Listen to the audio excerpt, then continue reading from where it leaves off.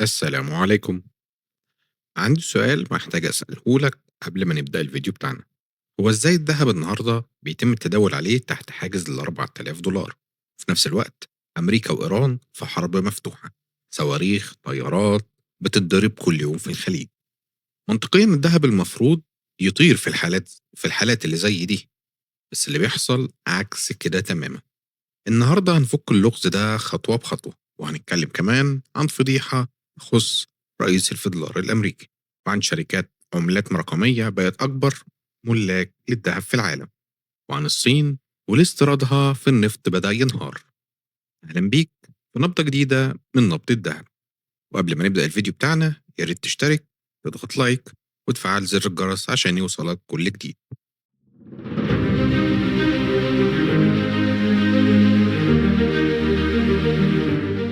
أول نقطة معانا النهاردة وهي صورة السوق دلوقتي. نبدأ بصورة سريعة وصريحة للسوق.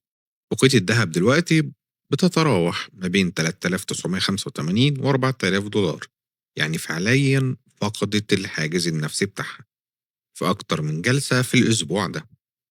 وعلى المسار ده إنها بتسجل أسوأ أداء أسبوعي ليها من 6 شهور. والفضة كمان معها في نفس الحكاية، نزلت لأقل مستوى ليها من 8 شهور، وقفلت على 55 ل 56 دولار الوقية، بعد ما كانت لمست مستوى 115 دولار في أعلى نقطة ليها في يناير اللي فات. لو رجعنا شهرين لورا هتلاقي إن الذهب سجل أسوأ أداء ربع سنوي ليه من 13 سنة، نزل حوالي 16% في الربع التاني بس. مين اللي كان متخيل إن الذهب يقدر ينزل كل بالشكل ده وسط الحرب الفعلية اللي موجودة على أرض الواقع؟ ده بالظبط اللغز اللي هنفكه دلوقتي، وده بينقلنا للنقطة رقم 2. والنقطة التانية اللي معانا في الفيديو، ليه الذهب بيصعد رغم الحرب. الأول لازم نبقى واضحين على أرض الواقع. الحرب ما بين أمريكا وإيران بدأت فعليا يوم 28 فبراير في خلال السنة دي، بعد هدنة مؤقتة واتفاق مبدئي لإعادة فتح المضيق هرمز خلال في شهر 6 اللي فات. الهدنة دي اتفككت في الأسبوعين الأخرى، والقصف رجع تاني بقوة من الطرفين. أمريكا نفذت أكتر من 6 ليالي متتالية من الضرب على أهداف إيرانية، وإيران ردت بضرب قواعد أمريكية في الكويت وفي الأردن وفي البحرين، وفي تهديد بضرب بنية تحتية أعمق لو المفاوضات فشلت. يعني الوضع فعلا متوتر وحقيقي، مفيش سيناريو مستبعد. نتيجة للكلام ده سعر خام برنت طلع على مستوى 84 لحد 88 دولار للبرميل، بعد ما كان رجع لمستوياته قبل الحرب في شهر 6. ولكن هنا بالظبط بيحصل اللبس. ارتفاع النفط بالشكل ده بيرفع مخاوف التضخم، لأن تكلفة النقل والطاقة بتزيد على كل حاجة. ولما التضخم بيهدد يرتفع، الأسواق بتتوقع إن البنك الفدرالي الأمريكي هيفضل متشدد في سياسته النقدية، ويمكن حتى يرفع الفايدة تاني بدل ما يخفضها. والفايدة المرتفعة معناها إن الدولار بيقوى، والعائد الحقيقي على الأصول بيزيد. وده بالظبط هو سم بالنسبة للذهب، لأن الذهب أصل مالي ما بيضرش عائد أو فايدة. فبدل ما السوق يتعامل مع الحرب على أساس إنها هروب للأمان، بيتعامل معاها حاليا على أساس إنها صدمة تضخمية. وده اللي قلب المعادلة وخلى الذهب ينزل مش يطلع. المهم هنا إن أنا أكون محايد معاك. السيناريو ده مش نهائي ولا مؤكد. لو الحرب هديت أو اتحل جزء منها، احتمال الضغط التضخمي يقل ويرجع، والفيدرالي هيغير مساره لخفض الفايدة، وده هيدعم الذهب من جديد. ولو الحرب اتصاعدت أكتر، وخصوصا لو استهدفت بنية تحتية أوسع، ممكن الصدمة تبقى أكبر من التضخم، والذهب يرجع كملاذ آمن تاني. يعني احنا في منطقة رمادية حقيقي، محدش يقدر يجزم في أنهي اتجاه هيتحرك الذهب. النقطة الثالثة اللي معانا في الفيديو، أزمة رئيس الفدرالي كيفن ووش. اللي بيحصل في الفدرالي نفسه مؤثر بشكل مباشر على قرار الفايدة، وبالتالي على سعر الذهب. كيفن ووش اتولى المنصب للفدرالي في شهر 5 اللي فات، بعد تصويت مجلس الشيوخ الأكثر انقساما في تاريخ المنصب، وده بعد ترشيح من الرئيس دونالد ترامب. ووش معروف بتوجهه متشدد ضد التضخم، وده سبب رئيسي في تجديد لهجة البنك المركزي الأمريكي مؤخرا. بس الراجل دخل في أزمة شفافية مالية قبل ما يستلم منصبه، كان عنده استثمارات في صناديق خاصة بأكتر من 100 مليون دولار، والقواعد الأخلاقية الأمريكية بتلزمه إنه يتخلصوا منها. المشكلة إنه باع كل الأصول بتاعته لجهة واحدة بس، ورفض يفصح عن اسمها.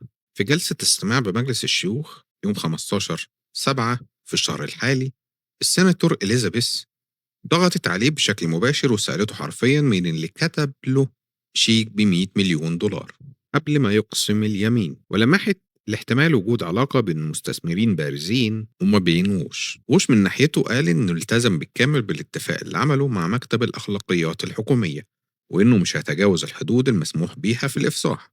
القصة لسه مفتوحة وتحت المتابعة. وفي نفس الجلسة كان في نقاش تاني حول اجتماع مثير للجدل حضرته نائبة الفيدرالي للإشراف مع بنك كبير، وطلبت تحقيق مستقل فيه. ليه ده مهم بالنسبة لينا كمتابعين لسعر الذهب؟ لأن أي شكوى حول استقلالية أو نزاهة الفيدرالي بتزيد علاوة عدم اليقين في السوق، وممكن كمان تأثر على مصداقية قرارات الفائدة القادمة. في نفس الوقت بنك اوف أمريكا نفسه قال في تقرير الأسبوع ده إنه بيتوقع إن الفيدرالي هيرفع الفايدة 3 مرات خلال السنة دي بسبب موجة التضخم اللي جاية من ناحية النفط. يعني ده عامل ضغط إضافي على سعر الذهب في المدى القريب. رابع نقطة معانا النهاردة: طب مين اللي بيشتري ومين بينصح بالبيع؟ هنا بقى يجي التناقض التاني المهم. من ناحية، أكبر بنوك الاستثمار في العالم قللت توقعاتها لسعر الذهب في الأسابيع الأخيرة. عندك مثلا بنك اوف أمريكا خفض متوقعه لسعر الذهب لسنة 2026 من 5093 دولار لحد 4360 دولار، يعني تخفيض بنسبة 14% بسبب توقعه للفضلار المتشدد. جولدمان ساكس خفض هدفه لنهاية السنة من 5400 ل 4900 دولار، ويو بي اس خفض برضه توقعاته من 5900 ل 5500 دولار، وبنك اي ان جي خفض توقعاته للربع الرابع من 5000 ل 4600 دولار. كل البنوك دي بترجع لنفس السبب: دولار قوي، فايدة حقيقية مرتفعة، وتراجع تدفقات في صناديق الذهب للتداول. بس المهم إن كل البنوك دي رغم التخفيض اللي عملته لسه متحفظة وعندها نظرة إيجابية على المدى البعيد. بنك اوف أمريكا نفسه بيقول إن هدفه خلال ال 12 شهر لسه 6000 دولار. دوتش بانك ثبت بردك هدفه عند 6000 دولار. جولدمان بيقول إن 89% من البنوك المركزية اللي شاركت في استطلاع مجلس الذهب العالمي بتتوقع إنها تزود احتياطاتها من الذهب في خلال 12 شهر الجايين. وده بيوصلنا للجزء الثاني: هو مين فعلا اللي بيشتري دلوقتي؟ البنوك المركزية مستمرة تشتري بقوة رغم تراجع السعر. في مايو وحده البنوك المركزية أضافت صافي 41 طن ذهب لاحتياطاتها. هولندا في مقدمة هذه البنوك أضافت 64 طن من بداية السنة، واحتياطاتها حاليا تقارب 6014 طن، وهي بتستهدف الوصول 700 طن. الصين مستمرة في شهرها ال20 على التوالي في الشراء، واحتياطاتها الرسمية بقت حوالي 2331 طن، والبنك المركزي الصيني اشترى لوحده حوالي 15 طن في شهر 6 بس، أكبر عملية شراء شهرية ليه من سنة 2023. في مثال تاني مختلف تماما، وهي شركة تسرا، أكبر مصدر لعملة USDT الرقمية المستقرة، بقت من أكبر حاملي الذهب الفعلي في العالم خارج البنوك المركزية، برصيد يقدر 154 طن بإجمالي يساوي 20 مليار دولار، بعد ما أضافت أكثر من 6 طن في الربع الأول من السنة. الشركة معلنة أنها بتستهدف تخصيص من 10 ل 15% من محفظتها الاستثمارية للذهب كأداة تحول مش للمضاربة، وبدأت كمان توظف الذهب في قروض مضمونة بالتعاون مع منصة ليدن. يعني عندك جهات مؤسسية وسيادية مستمرة تشتري وبتفكر في أفق طويل. وفي نفس الوقت البنوك الاستثمار بتقلل توقعاتها للمدى القريب بسبب الأوضاع السياسية النقدية. الاتنين صح في نفس الوقت، الفرق بس في الأفق الزمني اللي كل طرف بيفكر بيه. النقطة الخامسة اللي معنا في الفيديو: الصين والنفط القنبلة المؤجلة. عامل تاني ممكن يقلب المعادلة بسرعة وهو الصين.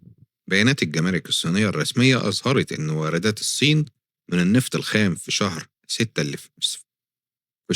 اللي فات انهارت لأقل مستوى من 10 سنين، حوالي 7.1 مليون برميل يوميا، بانخفاض يتعدى 41 مقارنة بالنسبة اللي فاتت، بعد ما كانت وصلت ل 12 مليون برميل يوميا في فبراير قبل بداية الحرب.